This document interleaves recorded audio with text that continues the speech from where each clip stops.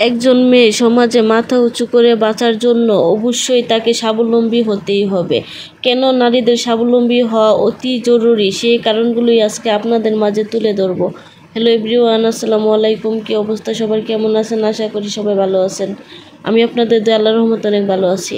আমার ভিডিওটা যেখান থেকে দেখছেন, যার কাছে ভালো লাগবে অবশ্যই ভিডিওতে লাইক, কমেন্টস এবং শেয়ার দিয়ে দিবেন। আর ইউটিউব চ্যানেল থেকে দেখে থাকলে চ্যানেলটা সাবস্ক্রাইব করে দিবেন। ফেসবুক পেজ থেকে দেখে থাকলে পেজটা ফলো করে দিবেন। আমাদের সমাজে নারীকে অনেক বাধার সম্মুখীন হতে হয় এবং নানা চড়াই উতরাইয়ের মধ্য দিয়ে জীবন পার করতে হয়।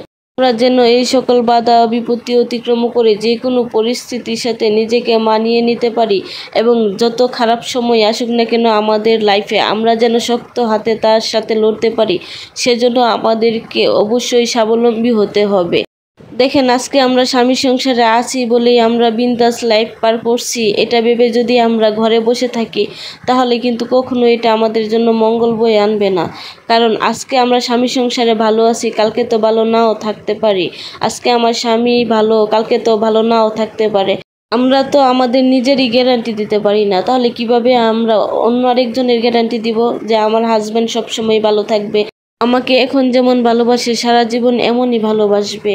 এরকমটা কিন্তু নাও হতে পারে। সেজন্য আপনাকে অবশ্যই সময় থাকতে নিজের লাইফটা গুছিয়ে নিতে হবে, যাতে করে আপনি যে কোনো বাধাই হোক না কেন শক্ত হাতে সেটার সাথে লড়তে পারেন এবং নিজের মতো করে জীবনটা চালিয়ে যেতে পারেন। আর সব থেকে বড় কথা হচ্ছে, মানুষ হচ্ছে মরণশীল, জন্মিলে মরিতে হবে, এটা হচ্ছে চরম সত্য। এর থেকে সত্য পৃথিবীতে মনে হয় আর কিছুই নেই।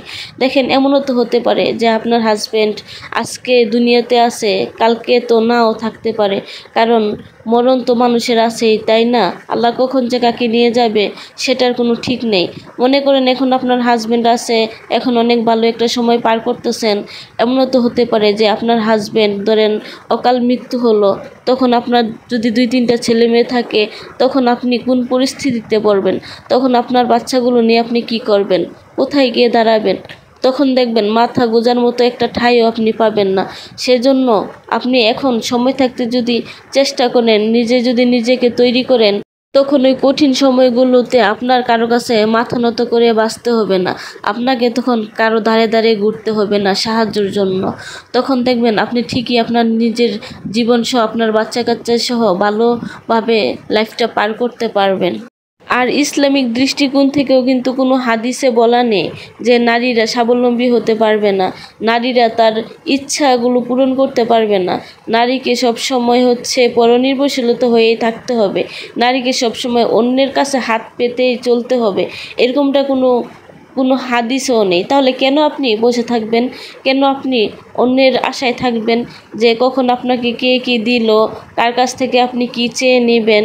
আপনার দরকারে তখন কেন মানুষের কাছে আপনাকে বারবার হাত পেতে থাকতে হবে? কেন আপনি থাকবেন? আপনি তো একজন মানুষ। সবচেয়ে বড় কথা হচ্ছে আপনি একজন মানুষ।